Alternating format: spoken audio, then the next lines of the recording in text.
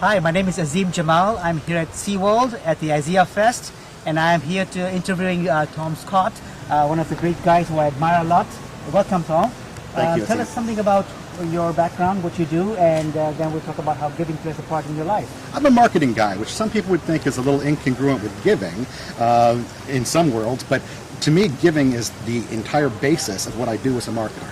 It's finding ways of connecting the good people that I represent, everything from information marketers to thought leaders, people like my business partner Bob Berg, and bringing those messages out to people in such a way that it really gives to them. It adds value to their lives, which in turn adds value to ours. Amazing, because people would think marketing is selling, but what you're saying, and I think it's part of the second book they're coming up with about selling is more giving. So you're saying it's not about selling, it's about giving, about making a difference. Actually, it's both, because selling is giving. If you look at the root word of selling, it's sellen, which is an Old English word which means to serve.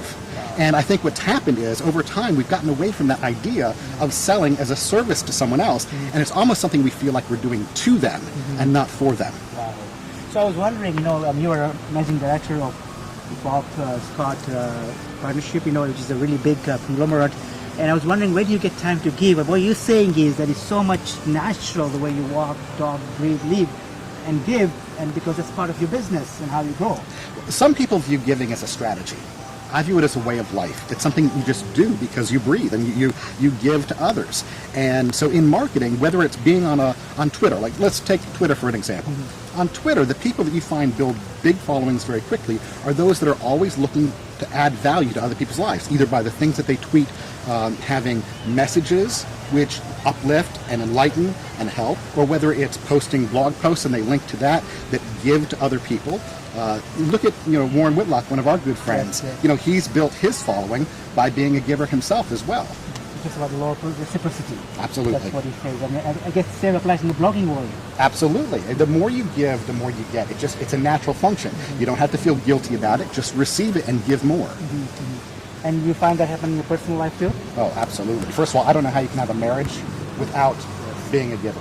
Because if you go into, in the first book, The Go-Giver, it talks about how marriage isn't a 50-50, it's 100-100. And if you go into marriage looking for what you're going to get out of it, you're going to be sorely mistaken. So instead, looking to always give, whether you're giving to your children, whether you're giving to your wife, in friendships. If you want to have friends, be a friend.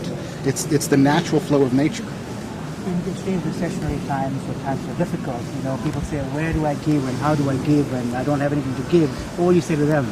It's more important now than ever to give, and because a lot of people aren't doing it. So now's the time that people that are givers can position themselves and outpace the rest of the competition just by being a giver. And it's not always things that you have to give. Sometimes it's just, do you put it on your daytime or a calendar to call or write a note to someone once a week? Just someone for no reason, just to say, hey, I appreciate you. That's a form of giving. Do you look for things when you come across them in magazines or in the online world that you kind of see this information? Do you think, hey, so-and-so would like this information as well? Click it, copy it, send it to them. That's a form of giving. Very easy to do. Exactly. And if you look at how this practice happened, through greed, corruption, self-interest at all costs, the antithesis of the giving attitude that caused this whole thing, right? Absolutely. And that was not true capitalism.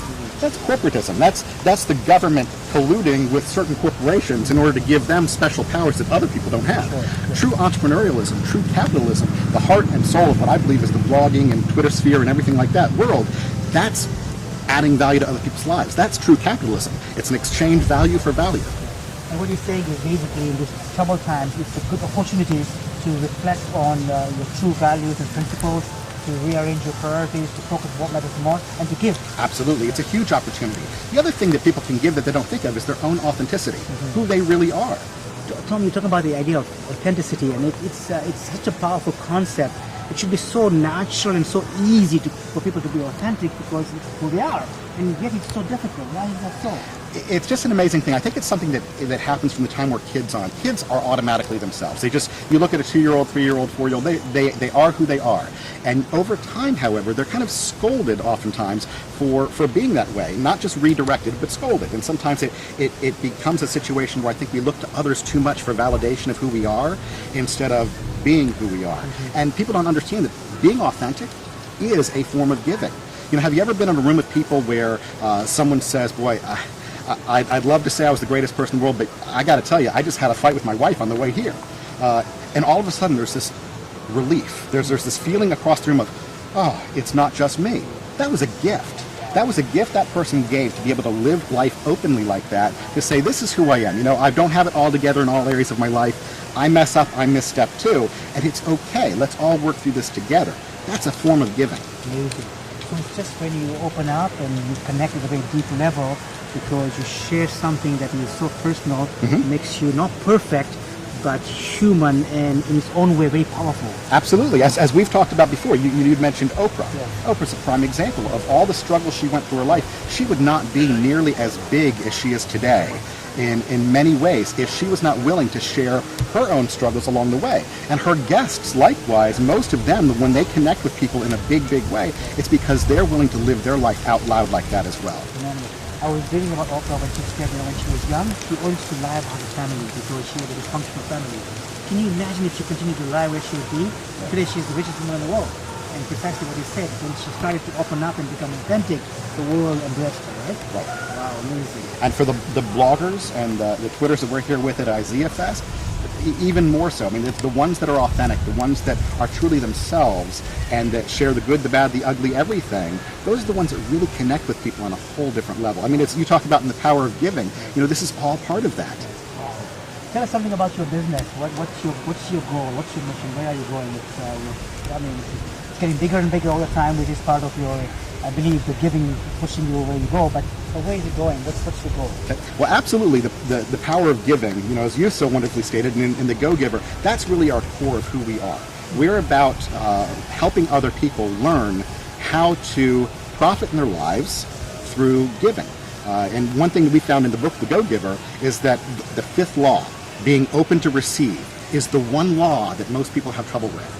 Because we have a lot of people that are very giving people that we connect with all the time, but they seem to feel guilty about receiving. And one of the things that the character in the book talks about is the idea of, think about just breathing out and not breathing in. You can't do it. It takes both. So the whole foundation there is to be open to both, to give, to receive, not to feel guilty about either one. Just make it a part of your life, not something you're doing to get, but something you just do knowing that you're going to receive, because that's how it works. If I breathe out, I know I'm going to be able to breathe in again. It's the way it works. And so we're really looking at bringing that message out in a much bigger way. We've got applications that we bring to different areas of life that people don't expect it. Things like sales. We have Endless Referrals, which is another great book by Bob Berg, and something that he talks about very frequently in the corporate world. And Endless Referrals is really the application of the Go Giver to sales. We've also got the new book, Go Giver Sell More, that's coming out, and that's another message we want to get out to the world. And then we've got our annual Extreme Business Makeovers Conference that we've been giving in Orlando for the past 3 years now, and we're just expecting a bigger, better crowd, in April of this year for that as well. Most people would think that this concept of giving really is not business. I mean, they would think it's more charity, more, the United Way and the Red Cross and but really what you're talking about is it's so much integral part of business, and it's foreign to many people. Absolutely. In fact, even the base concept of you're compensated based on how well you give. And the idea is that you've got to have more in value that you're giving to people than you take in payment. If you don't do that, I can guarantee you a very short-lived business over time. And you'll never get more. You only increase your value when you pay more. I give an example of, if you don't have a job, if you volunteer your time and you do a phenomenal job, the prospective employer will think, if this guy is doing so much, but I'm not even paying him or her, what will you do when you have to start paying him? That's why there's a great rate of people who are interns who actually get the job in the end, because they've been willing to do that. They've been willing to not get paid instead of working at McDonald's for a few months. They've been willing to not get paid and invest their time, invest their energy, and be worth even more than they could even be paid in order to get to that part. I mean, it was a base concept my dad used to always tell me when I was young, and that is, if you want to get an executive pay, treat yourself as an executive beforehand. Make sure that you are working as hard as they are, that you're putting as much value into the company as they are, then you'll get compensated as an executive in the end. Well, I want to honor you, commend you for what you do, because you really exemplify the message we talk about in our book, The Power of Giving, which Harvey, McKinnon, my co-author, and I have published, and it just came out yesterday in the market. And I really feel, and I talked with John Mann, the co-author of both works, about the Go-Giver, the power of giving, even books like Clinton's Giving and Stephen Foster's Why Good Things Happen to Good People. I think we have a message similar to The Secret, and have the message to giving, which can be very powerful. And I think the time is right to share this message, especially when times are difficult, when people think that they can't give. I think today you elaborated things like authenticity, things like how giving plays a part in selling, things like how you built a huge empire through this concept of giving as proof that it works. Yes, and I really want to thank you for your time, and it's a great privilege to be here. I thank you, and I'm just so glad to have partners like you bringing other great books like The Power of Giving out to the people. Pleasure. Thank you very much. Thank you. Take care.